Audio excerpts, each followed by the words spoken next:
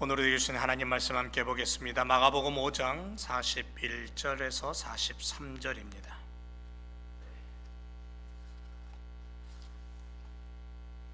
마가복음 5장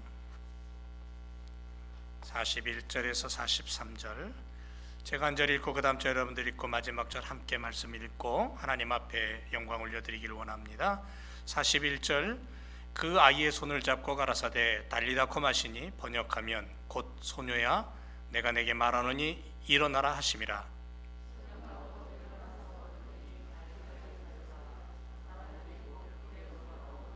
다 같이, 예수께서 이 일을 아무도 알지 못하게 하라고 저희를 많이 경계하시고 이에 소녀에게 먹을 것을 주라 하시니라.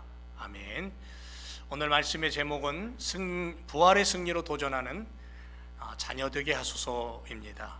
기도하는 마음으로 하나님 말씀 붙잡고 우리 자녀들을 위해서 기도하며 또 우리 자녀들을 격려하고 우리 자녀들이 미래의 놀라운 일꾼이 되기 위해서 키워가는, 훈련하는 그런 우리 부모들이 되기를 원합니다. 요즘 들어서 저는 손에 드릴을 들고 또 톱과 망치를 들었고 이것저것 드라이버도 들고 붙이고 떼고 자르고 줄로 재고 하는 그러한 시간들을 좀 많이 보냈습니다. 그러면서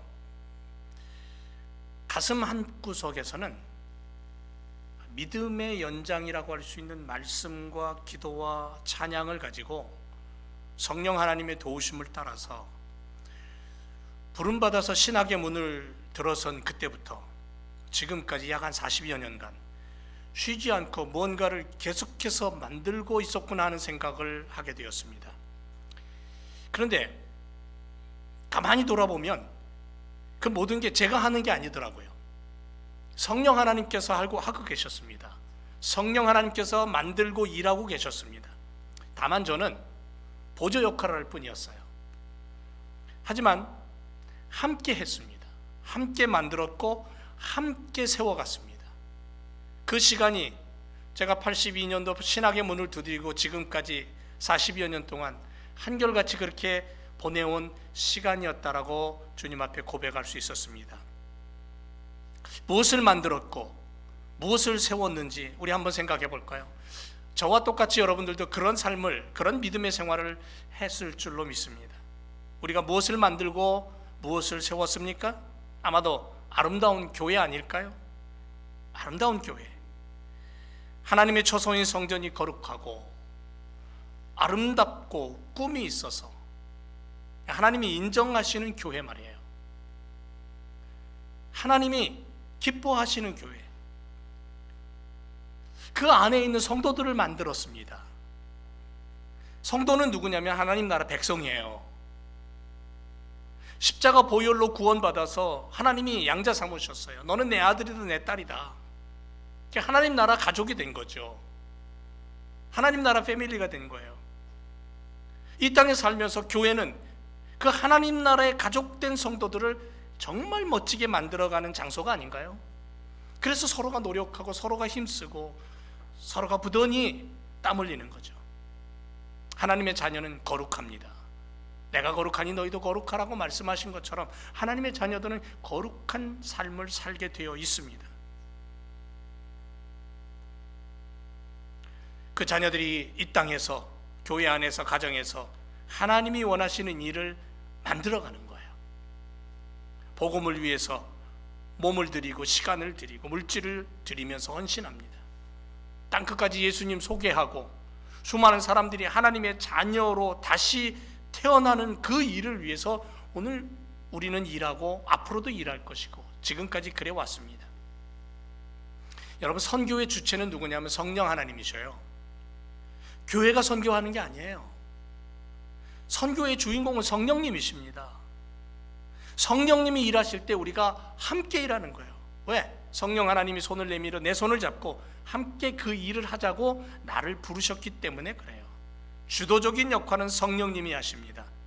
삼위일체 하나님이 하시는 거예요. 내가 아니에요. 우리가 아니에요.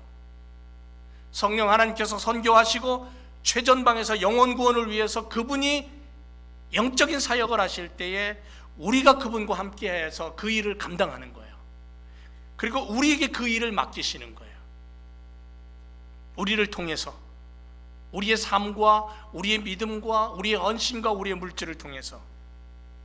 그리고 후에 내가 주님 앞에 섰을 때에 잘했다, 수고했다 칭찬하시는 그 주님의 음성, 그 주님의 품 안을 그리워하면서 우리는 성령과 함께 이 사역을 감당하는 줄로 믿습니다. 또 하나, 우리 사랑하는 성도들이 또 하나 여전히 계속해서 만들어가야 될 게 또 하나가 뭐가 있냐면, 그게 뭐냐면 하나님이 기뻐하시는 자녀 만드는 겁니다. 끊임없이 해오던 일이죠. 쉬운 일 아닙니다. 그렇기 때문에 다시 또 다짐하고 또 다짐하는 부모가 되어야 된다는 거예요. 5월은 가정의 달이라 그럽니다. 부모와 자녀가 좀 더 깊이 사랑하고 하나님의 은혜가 가정 속에 나타나기를 원하는 그러한 마음이 이 5월에 또 가득 들어있는 것 같아요. 우리들에게 선물로 주신 자녀들, 또 손주, 손녀들, 손자, 손녀들 잘 양육해서 하나님의 일꾼으로 세우고, 그래서 하나님이 원하시는 삶을 살아갈 수 있도록, 성경적인 삶을 살아갈 수 있도록 부모된 입장에서 하나님 앞에 그 의무를 성실히 준행하는 그런 삶이 우리들에게 주어져 있다는 것을 다시 한번 깨닫는 시간이 되었으면 좋겠습니다.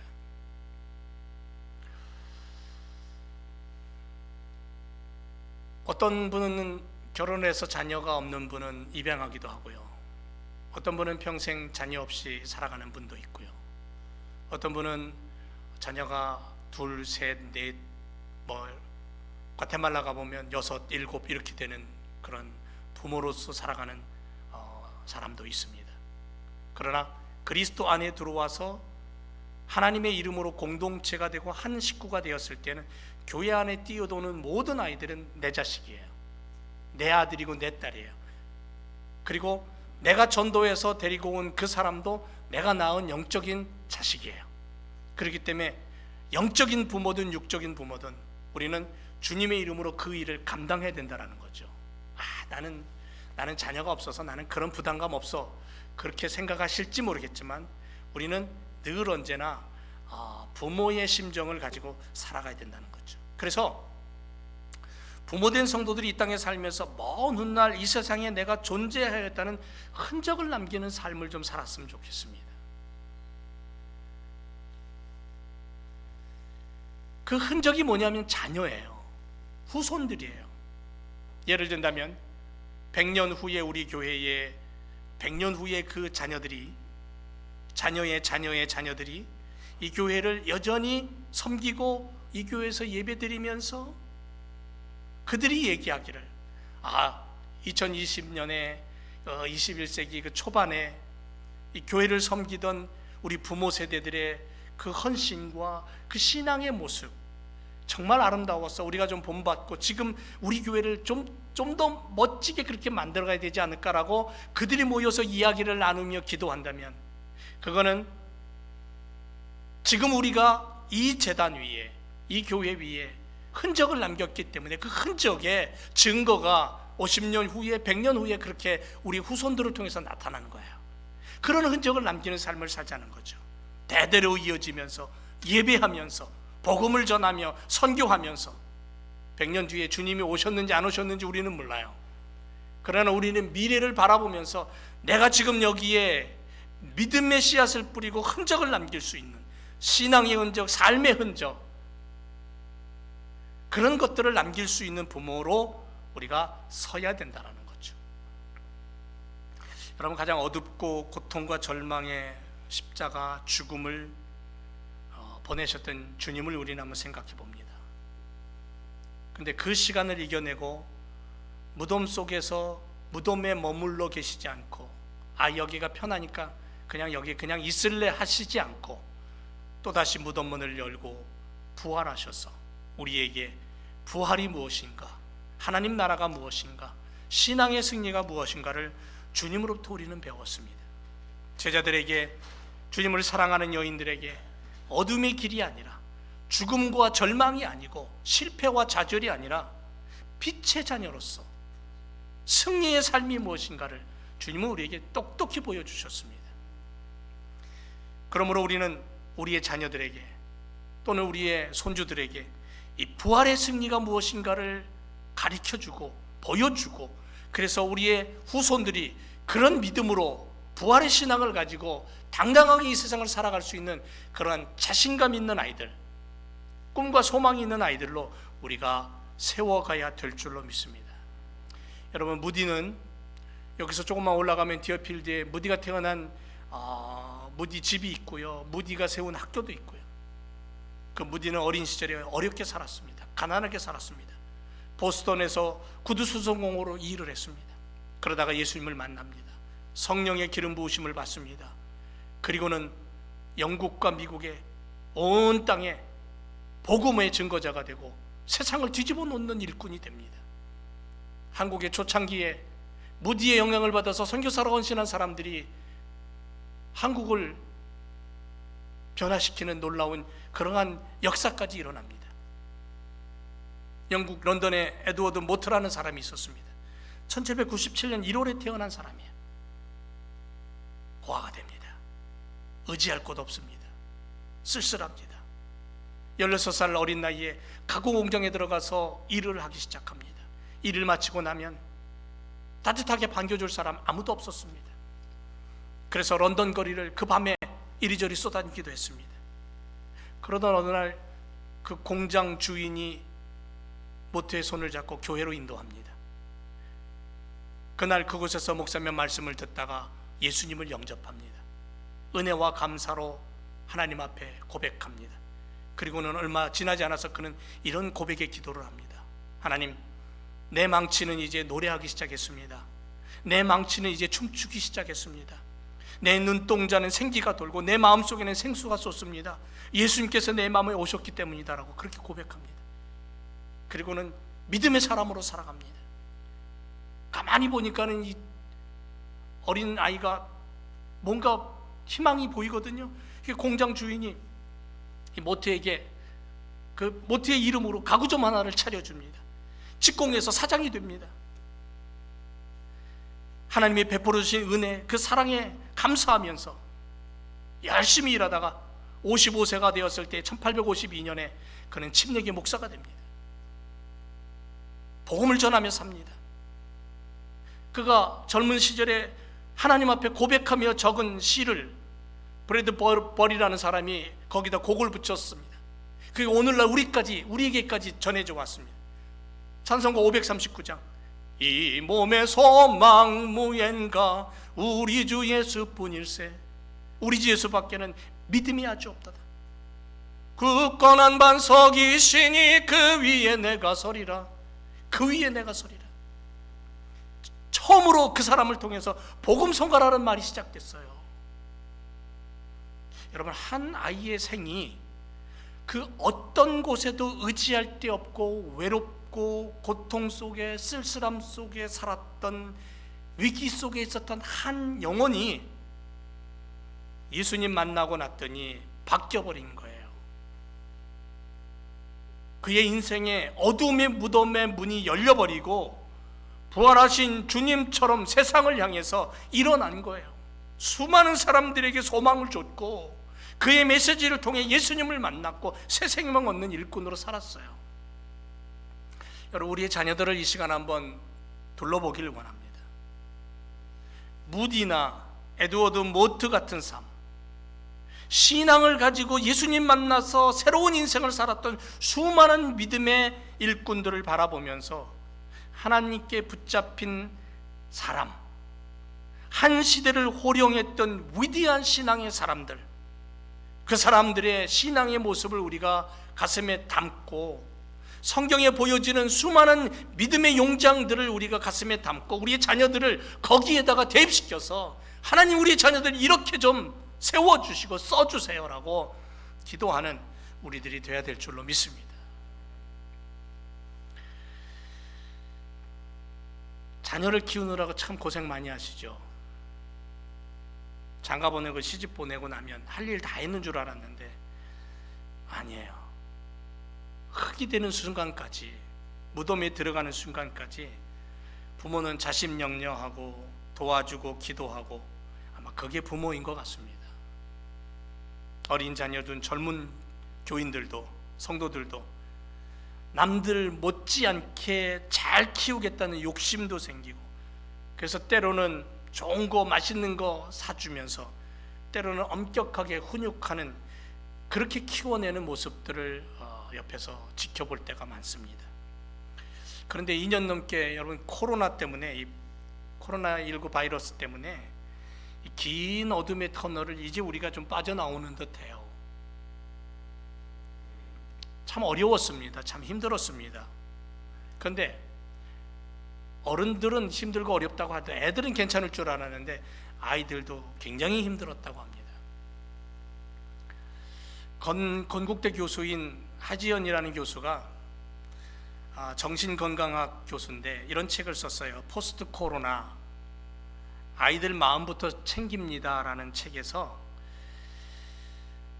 아이들을 이렇게 진단했습니다. 코로나19로 말미암아 교사나 친구들한테 받는 긍정적인 기대가 아이들의 학습과 성장에 촉매로 작용하는 피그말리온 효과가 있답니다.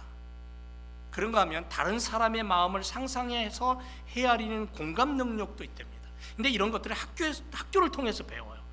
학교에서 선생님과 친구들과의 속에서 배우는데 비대면 수업을 하며 학교를 거의 못 가는 1, 2년 동안에 아이들 속에 사회적인 결핍으로 말미암아 문제가 생겼다고 경고합니다. 초등학교에서는 수업 종이 울리면 자리에 앉고, 쉬는 시간에 종이 울리면 화장실에 가고, 함께 단체 생활을 하고, 그러면서 해도 되는 일과 하지 말아야 될 일들을, 기초적인 사회 규칙이잖아요. 이걸 배우는 거예요. 몸으로 배우는 거죠. 중학교를 가고 고등학교를 가면서 그 레벨에 맞게끔 사회화의 기초가 형성이 됩니다. 습득이 되는 거죠. 그런데 이 기초가 사라진 거예요. 코로나로 인해서. 정서 발달, 언어 발달에 문제가 생기고요. 또래 집단의 관계 형성, 여기도 문제가 생겼습니다. 친구를 만나지 못하고 사회화, 고립된 유년기를 보내면서 코로나19 세대의 아이들을 C세대라고 부르기 시작을 했습니다. 작년 4월 BBC 뉴스에 의하면 영국에서 코로나19 봉쇄령이 어린아이들의 언어 발달에 영향을 끼쳤다는 연구 결과가 발표됐는데요, 그 잉글랜드 지역의 한 5만 명의 아이들을 대상으로 실시한 연구 결과 언어 발달에 관련해 도움이 필요한 4세에서 5세의 학생 수가 늘어났다는 거죠. 많이 늘어났다는 거예요. 96%의 학생들이 말하기와 언어 발달에 염려가 생겼다고, 염려할 정도로 문제가 생겼다고 그런 뉴스를 보도했습니다. 할머니 할아버지 못 만났잖아요. 할머니 할아버지 만나갖고 제잘제잘 떠들고 장난치고 같이 놀면서 뭔가 언어가 발달하고 할머니 할아버지를 어떻게 대해야 되는가, 이런 것도 배우게 되는데 사회적 거리두기, 마스크 착용, 어린아이들의 일상적인 대화 사라져버린 거죠. 영유아들의 문제가 지구촌 구석구석에서 동일하게 나타나는 거예요. 모든 나라에서. 이제는 팬데믹이 엔데믹으로 바뀌는 시점에서 우리 아이들이 그동안 방콕, 집콕 이런 생활 속에서 문제됐던 것들을 어떻게 하면 해결해주고, 어떻게 하면 이 아이들이 그 문제를 딛고 일어나서 좀 더 밝고 좀 더 긍정적이고 지혜로운 아이로, 신앙의 아이로 성장할 수 있을지, 이게 부모들이 고민하면서 노력해야 될 시점에 와 있는 거죠. 작년 2월 미주 중앙일보 교육 컬럼에 보니까 호튼대 심리학 조교수인 김영경이라는 교수가 팬데믹 시대 가정은 안전한가라는 글을 하나 기고했습니다. 가정은 자녀 양육과 보호 기능을 최우선으로 하고 있다는 거죠. 아이들이 피부로 느끼는 학교 생활의 불안감은 가정에서 부모와의 교감과 의사소통을 통해서 완화되고 긍정적인 정서로 승화된다는 거죠. 이 부모는 아이들에게 사랑의 표현, 돌봄, 심리적 안정감 이런 것들을 제공해 주는 거예요.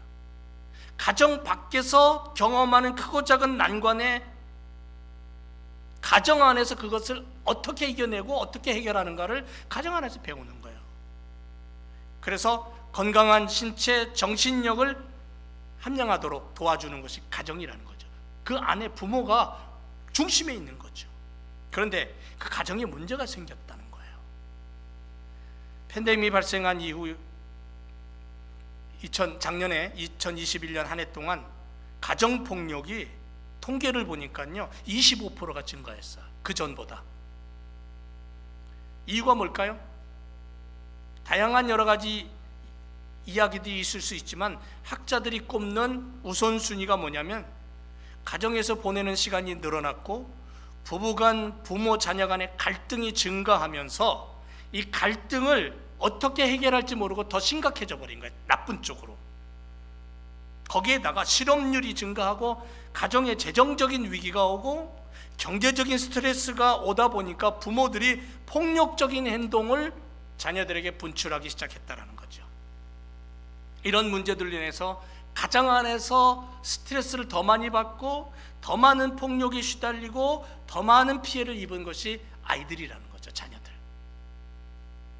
문제는 장기화되는 팬데믹 가운데 오랜 시간 가정폭력에 노출되어 있는 아이들의 발달에 치명적인 영향을 줬다라는 거예요.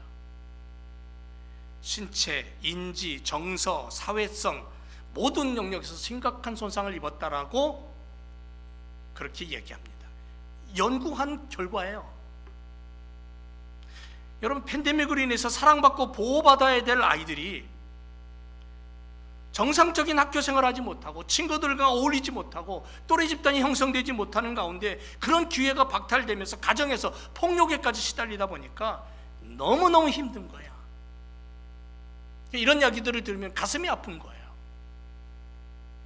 5월을 시작하고 어린이 주일을 오늘 첫 주일로 드리면서 우리의 자녀들, 우리의 손주들을 한번 좀 마음속에 되새기면서 풍성하고 꿈으로 가득 찬 비전의 사람으로, 그래서 성경의 하나님이 붙잡고 일하시기를 원하시는 사람으로 그렇게 성장하기를 바라는 그런 마음으로 우리가 우리의 자녀들, 이 교회에서 뛰어노는 아이들을 향하여서 정말 간절한 마음으로 기도가 필요한 때인 줄로 믿습니다. 많이 사랑하세요. 끌어안고 많이 다독이시고요. 코로나로 문제가 생기고 때로는 장애 아닌 장애로 아픔을 겪는 아이들을 보면서 우리는 어떤 자녀로 키워서 홀로 서기를 하게 할지 고민해야 될 시간입니다. 그리고 그 답은 말씀 안에 있습니다. 말씀을 배우고 말씀을 깨닫고 주님이 무엇을 원하시고 주님이 어디를 향해 있는지를 우리가 볼 수 있을 때 우리 자녀들을 그 방향으로 끌고 갈 수 있는 거죠.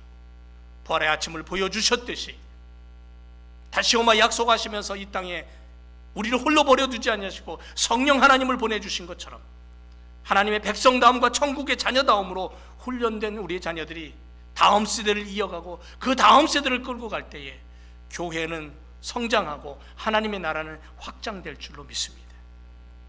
오늘 본문에 예수님은 우리에게 달리다 쿰이라는 아주 큰 의미를 우리에게 던져주십니다. 우리가 어떤 자녀를 만들어야 되냐면 달리다 쿰의 자녀로 만들어라는 거죠. 백부장의 딸이 병들어 죽어갑니다. 예수님을 모시고 자신의 집으로 바쁘게 달려갑니다. 아비의 마음이 얼마나 조급할까요? 그런데 걸음을 가로막는 사건이 벌어집니다. 12년을 혈류증으로 고통받던 여인이 그 아비의 걸음을 가로막습니다. 예수님의 걸음을 멈추게 합니다. 그리고는 여인이 치료받는 사건이 있습니다. 예수님과 대화가 진행되는 중에 백부장의 집에서 하인이 불이 나게 쫓아옵니다. 그리고 하는 말이 딸아이가 죽었다는 소식을 전해줍니다. 이 아비는 어떤 마음이었을까요? 아마도 제 생각에는 그 자리에 털썩 주저앉았을 거예요. 이제는 끝났다. 이제는 예수님을 모시고 가도 소용없다. 절망의 벼랑에서 떨어지는 아버지를 바라보던 예수님은 그 아버지에게 믿기만 하라고, 붙잡으라고, 떨어지지 말라고 말씀합니다. 그리고는 백부장 야이로의 집에 당도하셔서 곡하는 자들을 내어보내시고 아이가 누워있는 곳에 이르러 그 손을 잡고 말씀하십니다. 달리다 쿰, 소녀야 내가 내게 이르노니 일어나라 명령하십니다. 여러분, 죽은 자는 말이 없죠. 누워 있습니다. 움직일 수가 없습니다. 12살 정도 된 소녀는 어떤 병이었는지 모르지만 밝게 뛰놀고 장난치고 공부하고 움직여야 될 때입니다. 그런데 누워서 불러도 대답 없는 죽은 아이가 된 겁니다. 그런데 예수님은 그 아이를 일으켜 세우시고 움직이게 하셨습니다. 걸어보라고 하셨습니다. 먹을 것을 주라고 하셨습니다. 여러분, 우리의 자녀들이 누워있지는 않는지, 움직이지 못하고 장난치지 못하는 그러한 마음의 병을 가지고 있지는 않은지, 우리들의 아이들이 죽어있는 모습은 아닌지 병들어 있지는 않습니까? 여러분, 육체뿐 아니라 정신까지 병든다면 안 되는 거예요. 그래서 부활의 생명이 필요한 거예요. 예수님이 육체적으로 죽었어요. 자녀의 영혼 속에 하나님을 빼고 나면 죽은 아이예요. 내 마음속에 엄마 아빠를 빼고 나면 증오와 복수, 그것만이 자리 잡을 것 같아요. 우리들 자녀들 속에 꿈을 빼고 나면 파괴만이 자리 잡지 않겠습니까? 주님은 부모된 우리들에게 자녀 양육을 지시하셨어요. 너희의 자녀들을 달리다 쿰으로 키워라. 살아있는 아이로, 움직이고 장난치는 아이로, 연약한 육신이 있고 살기에 때론 육체가 말을 듣지 않는 환경 속에 처한다 할지라도 그 영혼만큼은 어둠 속에 굴복하지 않고 빛을 발산할 수 있는 부활을 소유한 그런 아이로, 하나님을 사랑함이 세상을 사랑함으로 볼 수 있는 마음과 눈을 가진 아이로, 그렇게 달리다 쿰의 자녀로 만들기를 원한다라고 말씀하고 있는 거예요. 그 집 앞에 수많은 바늘과 실들, 실꾸러미들, 아직 다 완성되지 않은 속옷, 겉옷들이 곱게 놓여 있습니다. 그 집 앞에 많은 사람들이 모여 있습니다.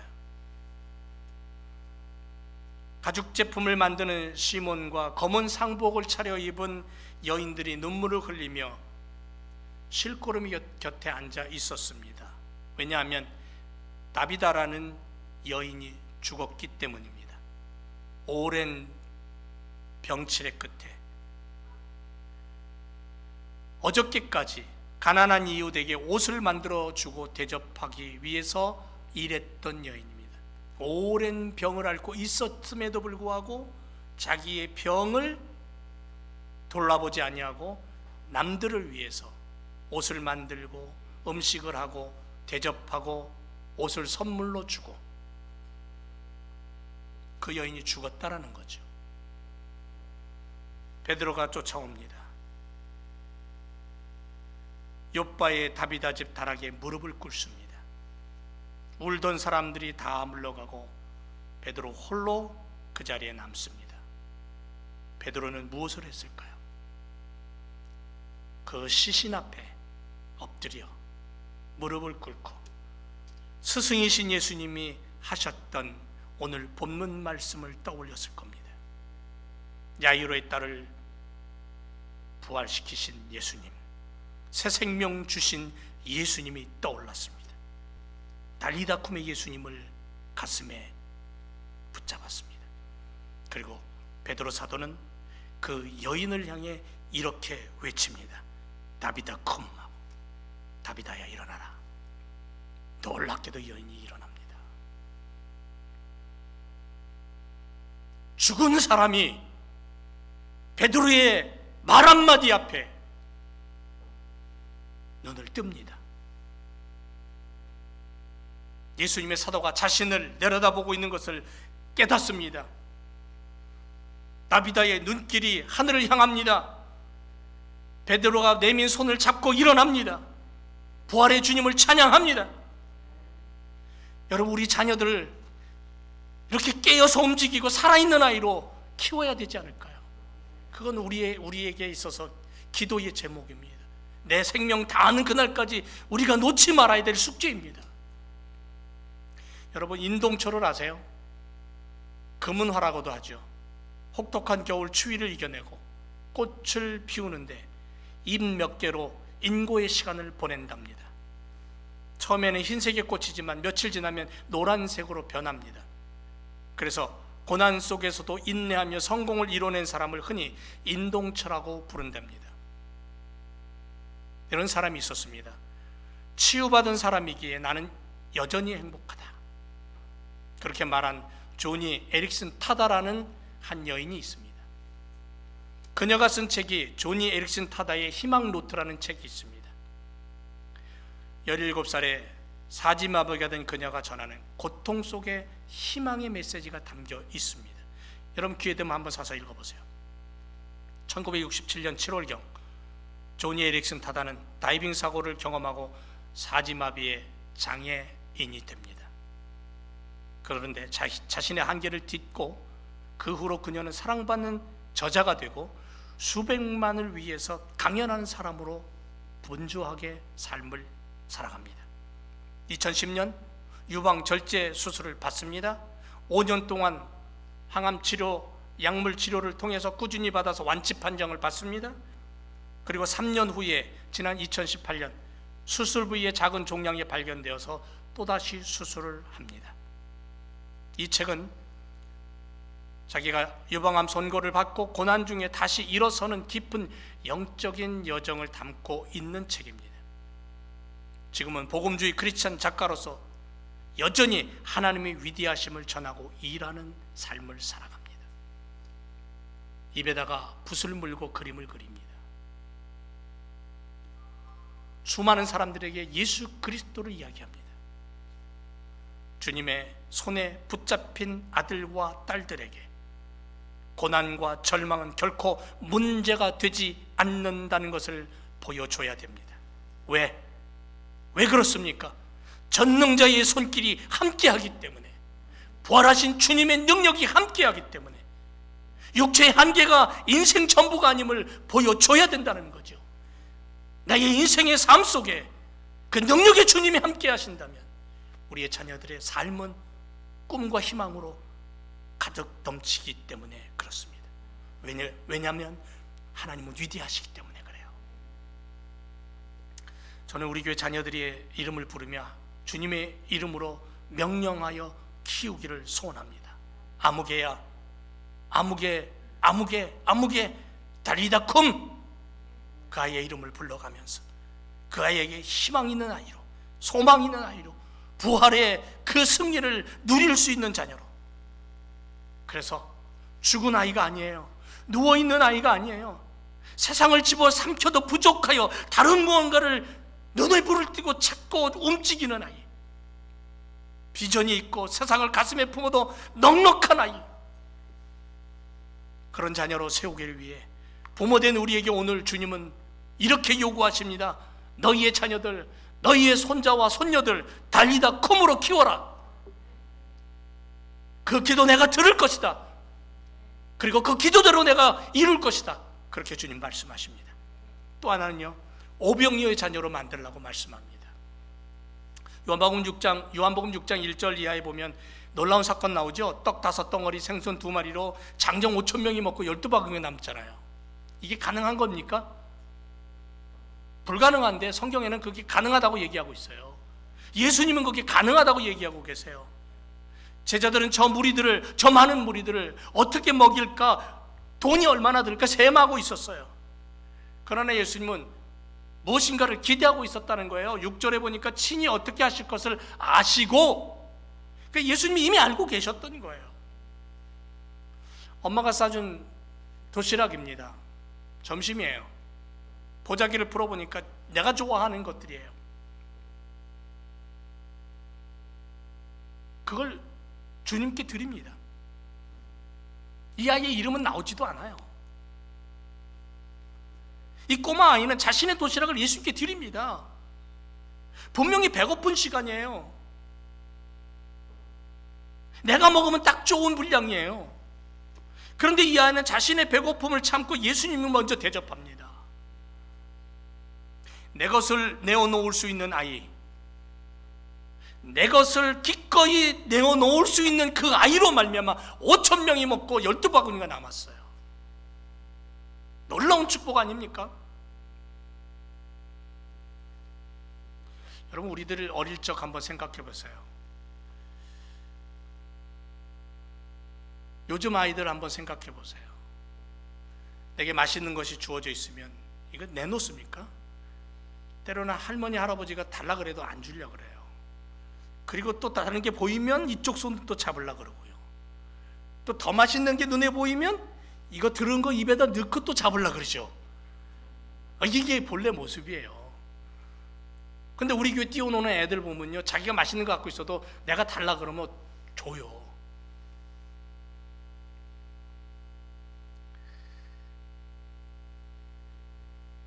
나눔을 배우고 그것을 부모로부터 체득하고 어려서부터 나를 생각하는 것뿐 아니라 남을 생각할 수 있는 넓은 마음을 가진 아이로 양육하는 것이 주님의 마음이에요. 오병이어의 가슴을 가진 아이로 키우자는 거죠. 자신의 삶에 있어서나 믿음 생활에 있어서 겨우 자기만 먹고 사는, 자기만 유지하는 그런 삶과 신앙이 아니라 마음껏 나눌 수 있는, 마음껏 베풀 수 있는 넉넉한 아이로 큰 가슴과 큰 그러한 꿈과 포부와 많은 물질을 가지고 더 많이 나눌 수 있는, 남은 어찌됐든지 나만 생각하고 내 손만 꼼짝 않고 남의 것만을 바라보고 추구하고 만족하려는 그런 아이가 아니라, 그런 인생이 아니라 오병이어의 기적은 한 아이의 드림에서부터 시작됐다는 거예요. 내 것을 드릴 때에. 여러분, 요즘 파친코라는 애플 TV에서 방영한 드라마 여러분 보셨는지 모르겠는데 세계적으로 인기 있습니다. 가난한 시절 일제의 압박 속에서 이민자로 일본에 건너가서 살면서 치욕스러운 삶을 살아갑니다. 인간 대접도 못 받습니다. 그런 모습들이 나와요. 근데 거기에 굴하지 않고 꿋꿋하게 당당하게 살아가는 한 여인의, 한 집안의 강인한 모습을 보게 되잖아요. 21세기에 우리의 자녀들 이민자로 살아갑니다. 사랑을 모르고 은혜를 모르고 십자가 모르고 그렇게 성장한다면 아마도 그 속에 멍들고 병들고 증오와 미움과 파괴로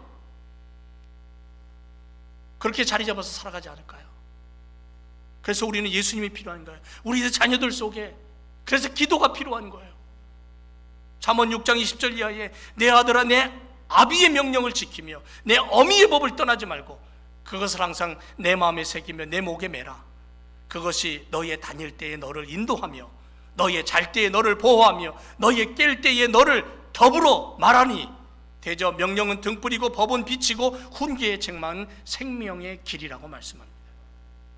우리의 자녀들을 하나님이 원하시는 사람으로, 성경의 사람으로, 예수의 십자가 부활 능력을 붙잡고 사는 꿈 있는 자녀들로 우리가 길러내고 키워내고 성장시켜야 돼요. 그래서 기도가 필요한 거예요. 그래서 격려가 필요하고, 그래서 말씀이 필요하고, 그래서 붙잡고 기도해주는 그런 모습이 필요한 거예요. 사랑하는 제일교회 성도 여러분, 우리의 자녀들, 우리의 손주들 달리다 큼의 기적이 나타나는 그러한 인생으로 오병이어로 나눔과 배품을 실천할 수 있는 큰 가슴과 삶을 살아가는 자녀로 우리가 하나님 앞에 올려드리기를 주님의 이름으로 축원을 드립니다.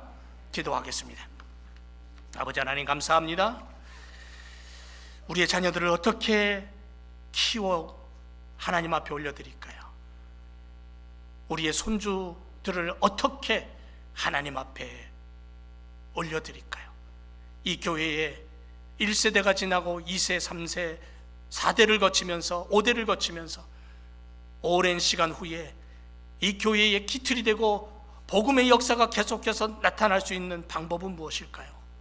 하나님, 우리의 자녀들을 다리다쿰의 자녀, 기적을 맛볼 수 있는 자녀, 오병이의 기적이 나타나고 나눔을 실천할 수 있는 자녀로 하나님 우리가 세워가고 만들어가서 이 교회에서 자라나는 자녀들이 이민자로 살아갈 때에 온 미국 땅에, 온 세계에 하나님의 영광과 뜻을 전할 수 있는 믿음의 자녀로 세워 주옵소서.